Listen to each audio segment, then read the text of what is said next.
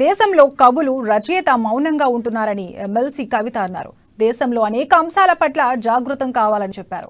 ముషీరాబాద్ లో నిర్వహించిన తెలంగాణ జాగృతి విస్తృత స్థాయి సమావేశంలో ఆమె పాల్గొన్నారు. ఈ సందర్భంగా 8 రాష్ట్రాలలో ప్రభుత్వాలను కూల్చివేశారని బీజేపీపై కవిత విమర్శలు గుప్పించారు. ప్రజాస్వామ్య వ్యవస్థలను నాశనం చేస్తున్నారని చెప్పారు.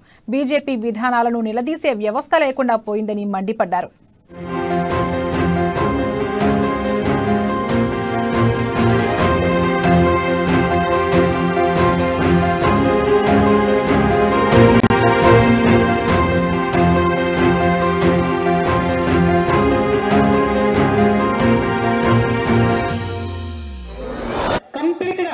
కంప్లీట్ గా బంద్ చేసిండ్రు. కానీ ఎక్కడన్నా ఒక్క ప్రొటెస్ట్ అన్న చూసిండ్రా మీరు? ఏదన్నా యూనివర్సిటీ విద్యార్థులు ఎక్కడన్నా రోడ్డుకెక్కి ప్రొటెస్ట్ చేసిండ్రా?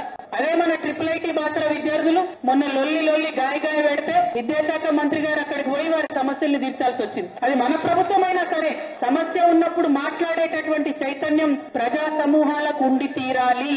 అది మన తెలంగాణలో ఉన్నది. ఇవాళ చైతన్యాన్ని దేశవ్యాప్తంగా రగిలించాల్సినటువంటి అవసరం ఉన్నది. ఆ అవసరాన్ని, ఆ భావజాలాన్ని తీసుకెళ్లేటటువంటి శక్తి, సత్తా మన తెలంగాణ జాగృతి లాంటి సంస్థలకు ఉన్నది. కాబట్టి భారతదేశ వ్యాప్తంగా కూడా ఆ యొక్క కార్యాచరణను మనం తీసుకొని ముందుకెళ్లాలనే ఒక ఆలోచన అనేక మంది పెద్దలు నాతో పంచుకోవడం జరిగింది. మరీ